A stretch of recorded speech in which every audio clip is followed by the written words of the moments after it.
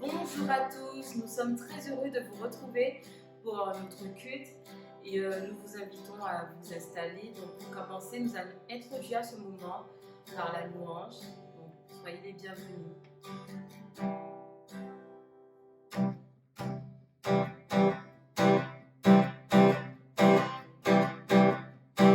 Océan de paix, paix de mon sauveur, océan de paix remplit mon cœur. Océan de paix, paix de mon sauveur, océan de paix remplit mon cœur.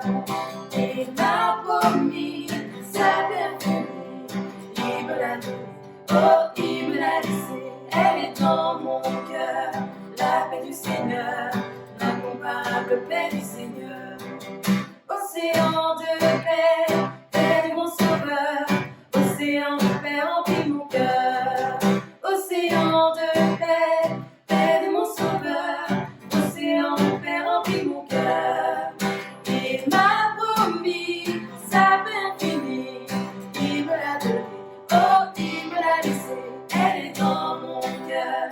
La paix du Seigneur, l'incomparable paix du Seigneur. Il m'a promis sa paix infinie, il me l'a donné, oh il me l'a laissé, elle est dans mon cœur. La paix du Seigneur, l'incomparable paix du Seigneur. Océan de paix, paix de mon sauveur, océan de paix remplit mon cœur. Océan de paix, paix de mon sauveur, océan de paix remplit mon cœur. Il m'a promis sa paix infinie, il me l'a donné, oh il me l'a laissé, elle est dans mon cœur. La paix du Seigneur, l'incomparable paix du Seigneur. Elle est dans mon cœur, la paix du Seigneur, l'incomparable paix du Seigneur.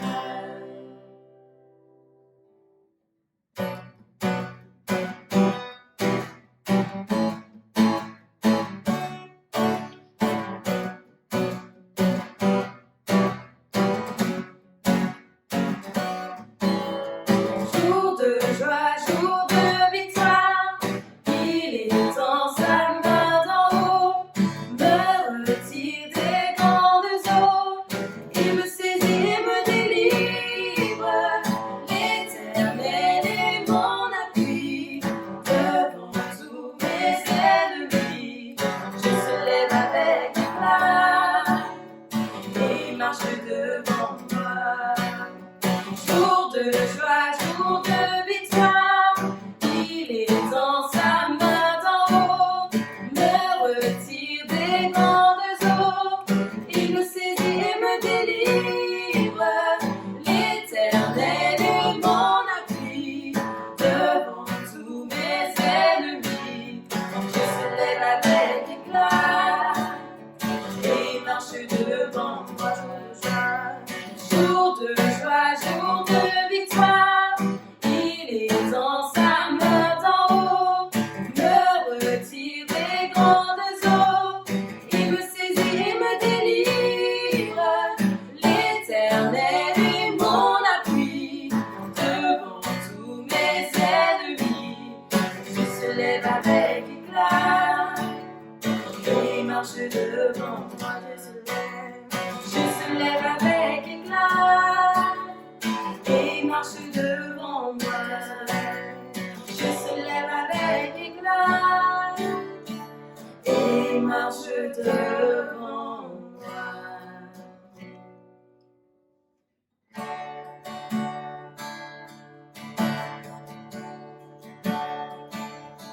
À la rivière, je viens déposer tous mes péchés.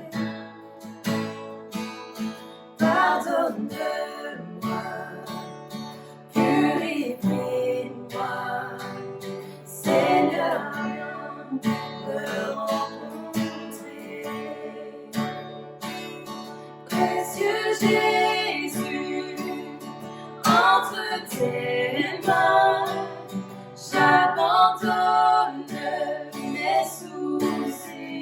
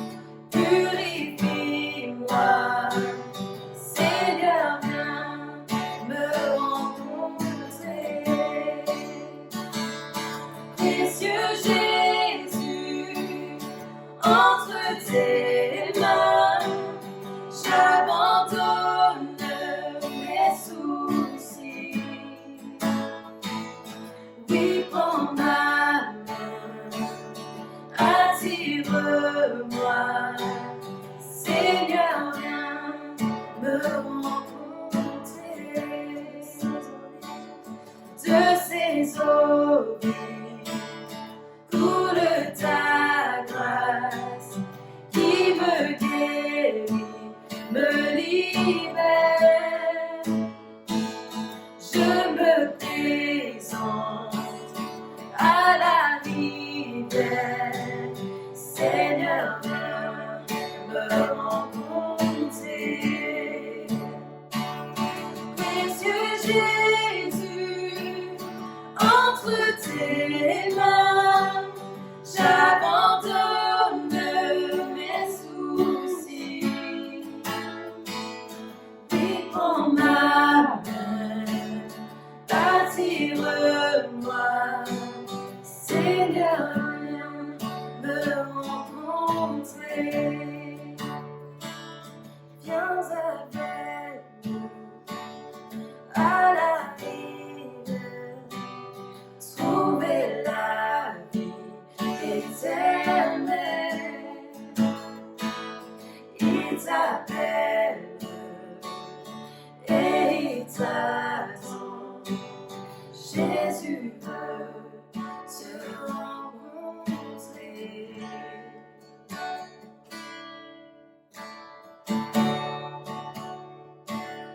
Si je me tais, j'apprendrai à écouter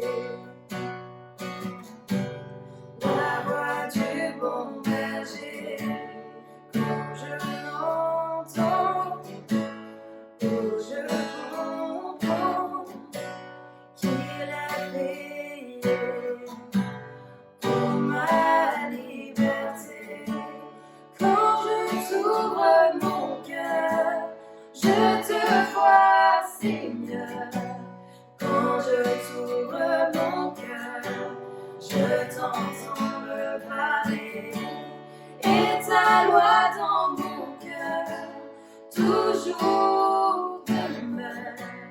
Et ta vie à chaque heure coule comme un torrent.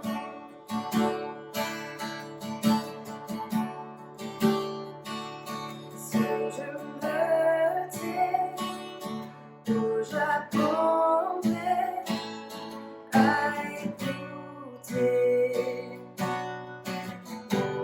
la voix du bon berger. Quand je l'entends, je comprends qu'il a payé pour ma liberté. Quand je t'ouvre mon cœur, je te vois, Seigneur. Quand je t'ouvre mon cœur, je t'entends me parler. Et ta loi dans mon cœur, toujours demeure. Et ta vie à chaque heure coule comme un torrent. Quand je t'ouvre mon cœur, je te vois, Seigneur. Quand je t'ouvre mon cœur, je t'entends me parler. Et ta loi dans mon cœur, toujours demeure. Et ta vie à chaque heure coule comme un torrent.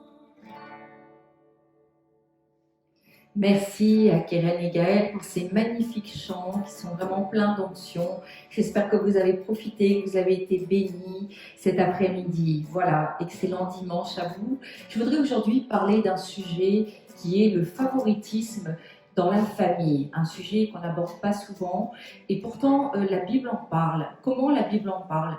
Nous le voyons dans des histoires de vie, la Bible est si riche et il y a des histoires de famille. Alors est-ce que parce qu'il y a eu du favoritisme, la Bible est d'accord, Dieu est d'accord avec cela? Je dirais non.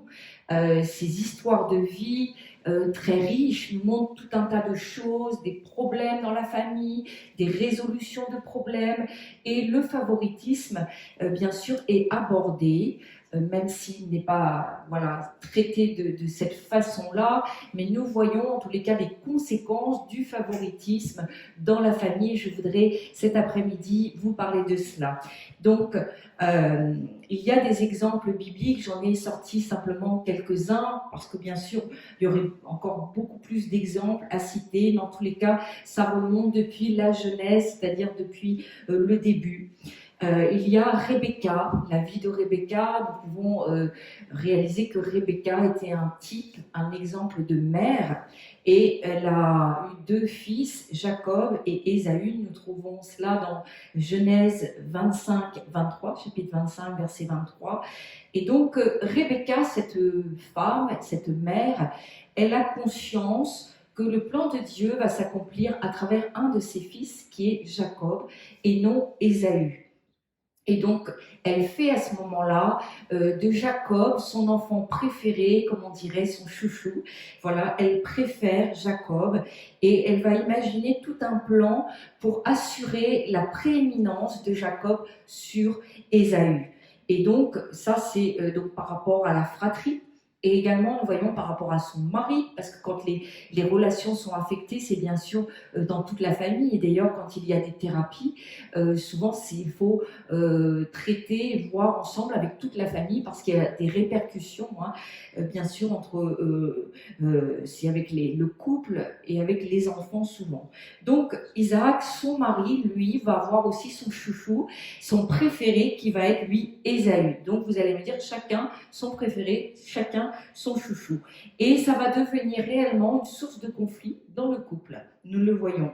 Rebecca, elle va penser avoir raison, elle va berner son mari, Isaac, au moment où, vous savez, c'était voilà, c'était comme ça que ça se faisait, c'était une tradition dans l'Ancien Testament. Le père, avant de mourir, devait prier pour ses enfants et transmettre une bénédiction à ses héritiers. Donc, Isaac va prier pour ses fils et elle va le berner puisque Rebecca va faire en sorte que ce soit Jacob qui soit béni davantage que Ésaü, bien davantage. Et là, je fais un petit clin d'œil aussi aux femmes, puisque bien sûr, nous voyons à travers cet exemple et aussi la suite qu'il va y avoir entre Isaac et Rebecca, ce couple. Ça va bien sûr les diviser. Je fais un clin d'œil aux femmes, comme quoi il faut faire très attention de ne pas passer par-dessus l'autorité de son mari, et en usant de tromperie, de ruse, en usant de manipulation, de stratagème, parce qu'il va y avoir des conséquences, parce que Dieu a prévu très clairement que la femme doit se soumettre à l'autorité de son mari, quand elle est bien sûr juste. Donc les conséquences du favoritisme, nous le voyons dans cette histoire de famille. Il y a un problème entre les deux frères qui va éclater, qui va être de plus en plus violent, qui va aller jusqu'à la haine et la séparation de toute cette famille. Une autre histoire que je voudrais vous partager, donc c'est dans Genèse chapitre 37, versets 3 à 4. Je lis avec vous. Israël aimait Joseph plus que tous ses autres fils, parce qu'il l'avait eu dans sa vieillesse, et lui fit une tunique de plusieurs couleurs. Ses frères virent que leur père l'aimait plus que tous, et ils le prirent en haine, donc ils se mirent à le détester, et ils ne pouvaient lui parler avec amitié. Donc on peut aussi comprendre, ils étaient incapables de leur parler sans agressivité, de lui parler sans agressivité. Donc Joseph, l'un des 12 fils de Jacob, est manifestement le préféré de son père. Il est détesté bien sûr de ses frères, mais il est détesté pour cette raison même. Il est détesté parce que, nous dit la parole de Dieu, il était vraiment le chouchou. Et en plus d'être le chouchou, il avait aussi cette faculté d'être un peu fanfaron, d'avoir une très grande confiance en lui. Donc voilà, tout ça fait qu'il a été pris en grippe vraiment par ses frères qui vont le vendre à des marchands d'esclaves avant de devenir finalement Joseph Appian. Ça se termine bien, puisqu'il deviendra gouverneur de l'Égypte. Et donc, nous voyons dans le passage que je vous ai lu, il est question d'une tunique. À cette époque, chacun possédait une tunique. Et on l'utilisait bien sûr pour tenir chaud et diverses choses, mais principalement pour tenir chaud. Et la plupart des tuniques de l'époque descendaient jusqu'aux genoux et elles avaient des manches courtes et elles étaient unies. Et la particularité de la tunique donc, de Joseph, c'est qu'elle a des manches longues, elle a plusieurs couleurs et sa longueur c'est jusqu'à la cheville. Et donc c'est typique, je dirais, des tuniques que l'on portait dans les familles royales. Donc il avait vraiment la faveur, il avait une place complètement à part pour son père. Et ça, c'était vraiment insupportable pour les frères dans la fratrie. Et cette tunique que Joseph portait est devenue finalement le symbole du favoritisme. Et ça a commencé à aggraver les relations entre les frères qui étaient déjà tendues. Et donc il a été détesté, et c'est pour cela qu'ils l'ont vendu, etc. Mais heureusement, je dis, cette histoire de famille a bien terminé, parce que au final, Dieu était au contrôle de tout cela et il a retourné complètement la situation. Donc effectivement, Dieu veut le bien des familles et il veut que dans les familles, il y ait des réconciliations et que finalement ça se termine bien. Et nous connaissons ce verset dans Genèse 50, chapitre 50, au verset 20, où il est écrit « Vous aviez, Joseph dira à ses frères, vous aviez médité de me faire du mal, Dieu l'a changé en bien pour accomplir ce qui arrive aujourd'hui, pour sauver la vie à un peuple nombreux. » Donc bien sûr, quand Dieu est dans l'affaire, Dieu est au contrôle, tout peut bien sûr se terminer bien. Mais bien sûr, le favoritisme, à la base, c'est pas parce qu'il en est question dans la parole de Dieu que Dieu trouve que c'est une bonne chose. Simplement, Dieu nous demande d'examiner, voilà, comment les familles se sont comportées, les couples et les relations entre les frères et les sœurs, les parents avec les enfants, et comment nous pouvons faire pour que la famille fonctionne bien. La cellule familiale, c'est si important pour Dieu. Hein, donc c'est une petite église, on le dit souvent. Donc je dirais la première chose, c'est qu'il n'est pas juste, même si c'est relaté dans la parole de Dieu, il n'est absolument pas juste de faire du favoritisme, de préférer un enfant plutôt que l'autre au sein de la fratrie. Et c'est pas toujours facile, je dirais, de l'éviter, le favoritisme, mais il est important, je dirais, de réduire autant que possible son impact. Même si les parents n'arrivent pas à changer de sentiment parce que c'est plus fort qu'eux, etc., ils peuvent, je crois, modifier, surtout avec le Seigneur, nous pouvons modifier notre façon d'agir et de réagir face à nos enfants, notre façon de leur parler, etc., notre façon de leur démontrer notre affection, nos sentiments. Et il est démontré que garçon ou fille, l'enfant préféré, on peut dire le chouchou, celui qui pense être le plus proche finalement de ses parents, n'aura, et c'est statistique, hein, c'est prouvé, il n'aura pas plus de chances d'être heureux que celui qui pense avoir été le plus en conflit avec ses parents et qui pense avoir déçu ses parents. Dans une famille, je crois que la préférence parentale, ça reste un sujet tabou. On n'en parle pas beaucoup. Et effectivement, pourquoi on n'en parle pas beaucoup? Parce que je crois que c'est en désaccord avec les valeurs égalitaires, fondamentales du modèle idéal familial. Et cependant, les parents ne doivent pas chercher sans arrêt l'égalité, parce que ça serait compliqué aussi. Je ne dis pas qu'effectivement le favoritisme n'est pas une chose juste, mais il est très compliqué et il serait aussi problématique de vouloir sans arrêt chercher une parfaite égalité dans la fratrie. Ce n'est pas non plus possible, mais le plus souvent, le favoritisme, il est inconscient, il est inné, parce qu'on se reconnaît, le parent se reconnaît davantage dans l'un des deux enfants, parce qu'on va apprécier particulièrement telle ou telle qualité, dans un ou tel trait de personnalité qu'a un de nos enfants. Et pour les enfants, je dirais que c'est toujours une expérience qui est difficile à vivre. Ils se donnent ce statut entre eux, ils se disent entre eux, la fratrie va dire de toute façon, c'est toi le chouchou. Donc vous voyez comme finalement quelque chose où ils ne peuvent pas avoir vraiment d'impact là-dessus, quelque chose qu'ils regrettent, mais ils n'en parlent pas forcément, ils ne peuvent pas, ils ne veulent pas expliquer, mais il y a un ressenti qui est très fort. Et bien sûr, nous l'avons vu dans l'histoire de Joseph, que ça peut amener évidemment une rupture familiale et ça peut amener les autres jusqu'à la haine, pourquoi pas. Donc chacun des parents peut avoir son chouchou, Hein.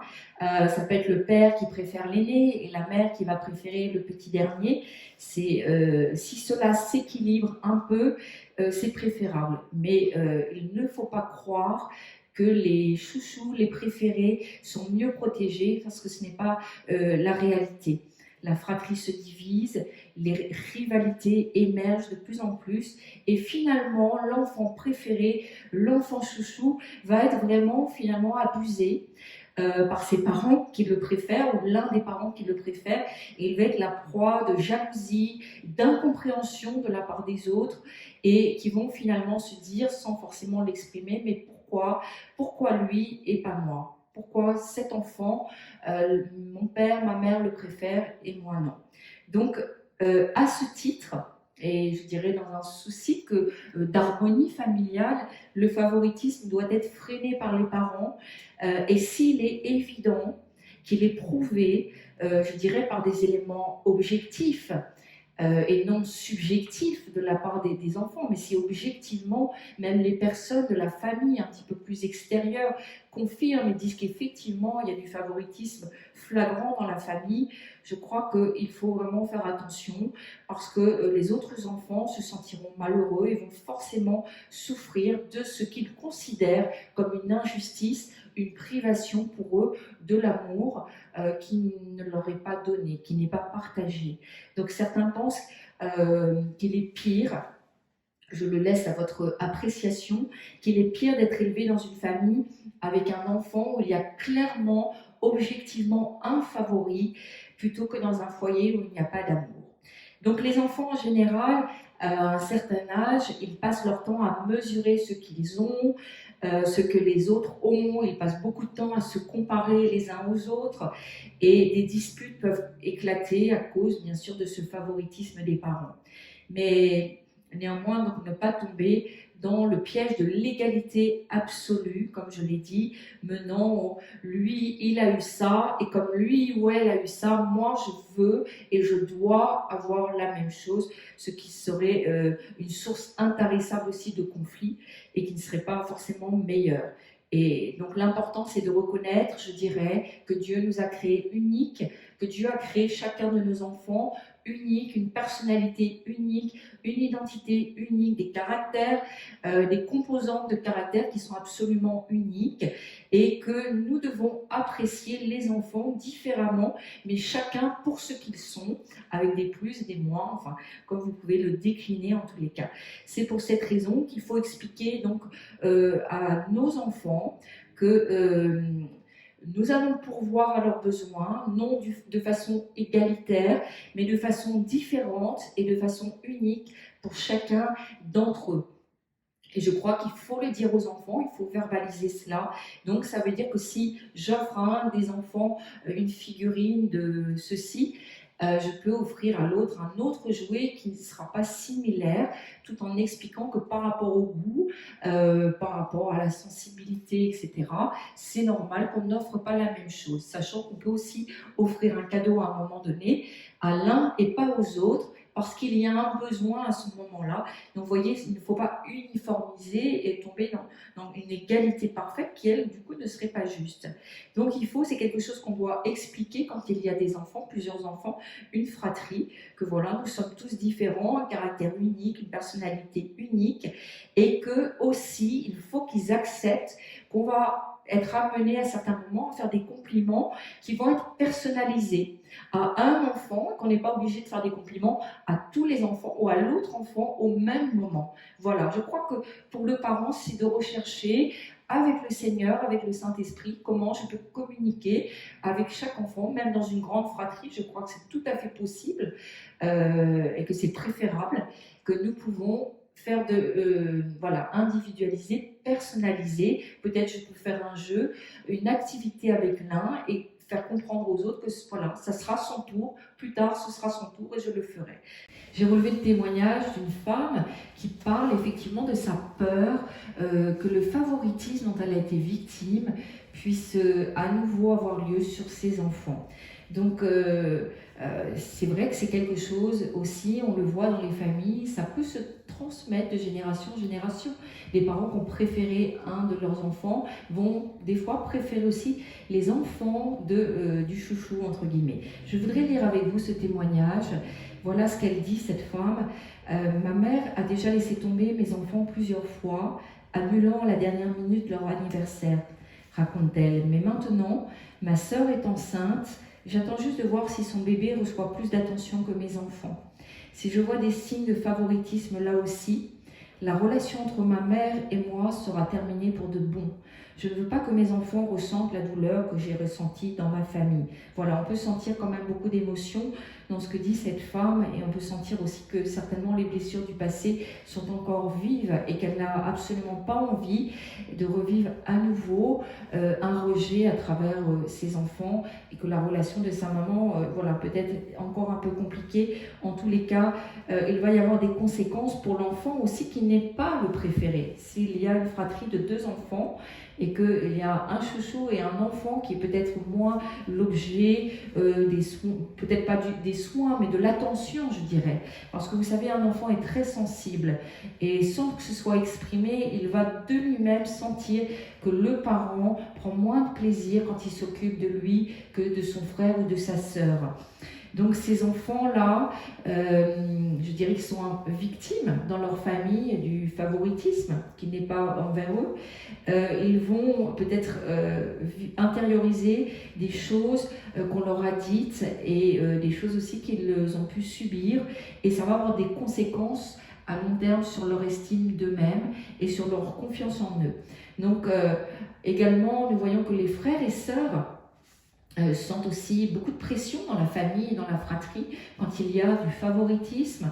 Et s'ils voient que les parents préfèrent tel frère ou telle sœur, ils vont aussi essayer d'être irréprochables pour gagner, je dirais, l'amour des parents, comme si l'amour finalement pouvait se gagner. Ils vont grandir avec cette peur profonde et sous-jacente, comme quoi l'amour de leurs parents pourrait leur être retiré, puisque voilà, il y a des préférés, il y en a qu'on aime moins. Donc finalement, un jour, on peut ou être le préféré ou être le moins aimé. Donc, vous voyez, c'est un sentiment d'insécurité, je crois, et les frères et sœurs se sentiront heureux et soulagés d'obtenir l'approbation, mais ils sentiront aussi, consciemment ou inconsciemment, ils se sentent coupables et sans sécurité, parce que si l'amour de leurs parents n'est pas inconditionnel, qui sait ce qui peut leur arriver aussi à eux. Voilà quelques réflexions, et je crois que ça amène aussi le rejet dans une vie,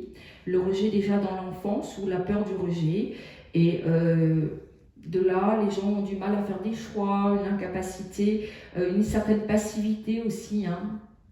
Mais je voudrais vous dire, il y a une bonne nouvelle aujourd'hui, c'est que la guérison et la plénitude sont dans le cœur de Dieu. Et que chaque chrétien donc, peut s'approprier cette guérison pour toutes les blessures causées par un abus, quel que soit l'abus. Aujourd'hui, bien sûr, je vous parle du favoritisme. Vous avez bien compris que finalement, toute la fratrie va être blessée. On est tous blessés, c'est compliqué, ça casse, ça peut aller jusqu'à la rupture des relations entre les frères et sœurs. Avec les parents, c'est compliqué. Je crois que peut-être après, il y a des pardons aussi qu'on peut lâcher et des cicatrisations qu'il faudra que l'on ait, des guérisons intérieures à cause de cela. Donc, comment faire? La première chose, c'est peut-être d'évaluer, une fois qu'on a grandi en tous les cas, c'est d'évaluer une situation qui nous paraîtrait abusive, puisque je viens de vous en parler, sachant que la perception que l'on peut avoir d'une situation elle n'est pas forcément objective après coup, et souvent elle est affectée par nos blessures du passé. Donc on se souvient parfois des choses du passé, mais en tant qu'adulte, on a cette propension ou bien de grossir les problèmes, de grossir voilà, ce qui a été pour nous pénible, source de conflit, etc., ou de minimiser les faits. Donc la première chose, c'est peut-être de voir effectivement si ça a été compliqué pour nous et les conséquences que ça peut avoir sur nos vies encore aujourd'hui. Et il faudra prendre en compte, deuxièmement, je dirais, du niveau, de la norme établie dans chacune des familles. Bien sûr, la norme par rapport à la situation abusive n'est pas la même. Il y a des familles où c'est la norme que les enfants soient maltraités, vous voyez. Il y a des familles, on respecte peu les enfants. Il y a d'autres familles, on s'occupe peu des enfants. Ils s'élèvent tout seuls. Il y a d'autres familles, on sait, c'est comme ça, c'est dans la norme. Et les filles vont être moins bien traitées ou traitées avec moins d'amour, moins d'attention que les garçons. Donc il y a ça aussi. Donc peut-être qu'une situation, on va se dire oui, mais elle n'était pas si catastrophique que ça, mais finalement, c'est parce qu'il y avait une norme qui était propre à ma famille. Donc c'est aussi un critère que nous devons évaluer, voilà. Est-ce qu'il y avait des choses par rapport à la parole de Dieu qui ne seraient pas justes et que j'ai pu vivre dans ma famille? Bon, voilà, je vous donne comme ça des indicateurs parce que les blessures du passé, des fois on les grossit ou des fois on les minimise. Et je voudrais vraiment lire avec vous ce merveilleux psaume qui est un psaume libérateur, un psaume guérissant, parce que vous savez que la parole de Dieu a un pouvoir pour guérir particulièrement l'âme, le cœur et bien sûr le corps et l'esprit. Mais je crois que dans ce psaume qui est si merveilleux, qui est le psaume 139, et je vais lire les 17 premiers versets, Dieu partage avec nous sa vision qu'il a de nous, comme quoi nous sommes des êtres uniques, une personnalité unique. Et c'est un psaume, si vous le lisez, si vous l'appropriez, il peut vraiment vous délivrer du rejet, délivrer des blessures passées, etc. Voilà ce que dit le psaume. Éternel, tu m'examines et tu me connais. Tu sais quand je m'assieds et quand je me lève, tu discernes de loin ma pensée. Tu sais quand je marche et quand je me couche. Et toutes mes voies te sont familières. La parole n'est pas encore sur ma langue que déjà, Éternel, tu la connais entièrement. Tu m'entoures par derrière et par devant, et tu mets ta main sur moi. Une telle connaissance est trop extraordinaire pour moi. Elle est trop élevée pour que je puisse l'atteindre. Où pourrais-je aller loin de ton esprit? Où pourrais-je fuir loin de ta présence? Si je monte au ciel, tu es là. Si je me couche au séjour des morts, te voilà. Si je prends les ailes de l'aurore pour habiter à l'extrémité de la mer, là aussi ta main me conduira, ta main droite m'employera. Si je me dis au moins les ténèbres me couvriront, la nuit devient lumière autour de moi. Même les ténèbres ne sont pas obscures pour toi. La nuit brille comme le jour et les ténèbres comme la lumière. C'est toi qui as formé mes reins, qui m'as tissé dans le ventre de ma mère. Je te loue de ce que je suis une créature si merveilleuse. Tes œuvres sont admirables et je le reconnais bien. Mon corps n'était pas caché devant toi lorsque j'ai été fait dans le secret, tissé dans les profondeurs de la terre. Je n'étais encore qu'une masse informe, mais tes yeux me voyaient. Et sur ton livre étaient inscrits tous les jours qui m'étaient destinés avant qu'un seul d'entre eux n'existe. Que tes pensées, ô Dieu, me semblent impénétrables, que leur nombre est grand. Comment les compter? Elles sont plus nombreuses que les grains de sable.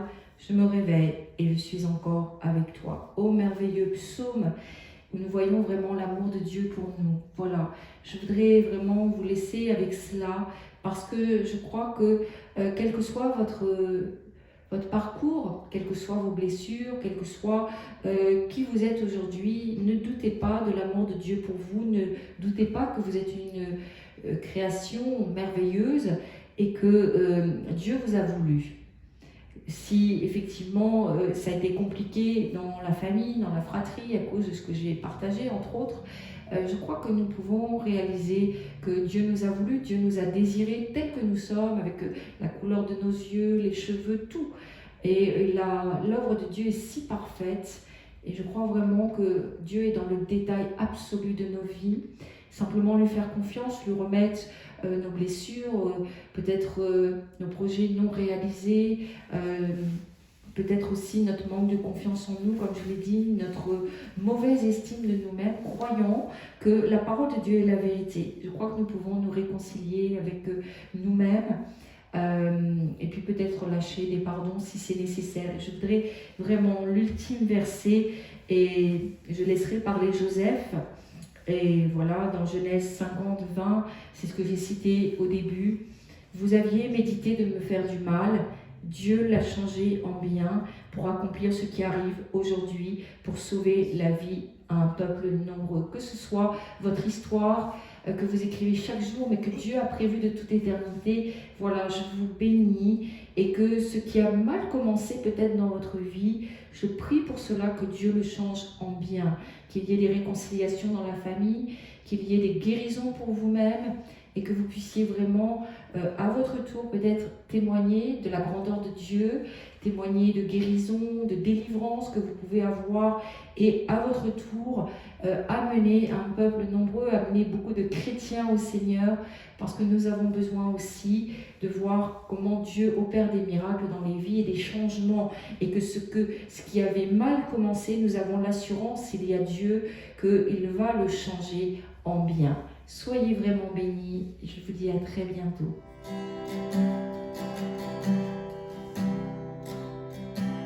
Je n'ai que toi dans le ciel. Je ne désire rien d'autre que toi sur la terre. Si je suis faible, et même si je tombe,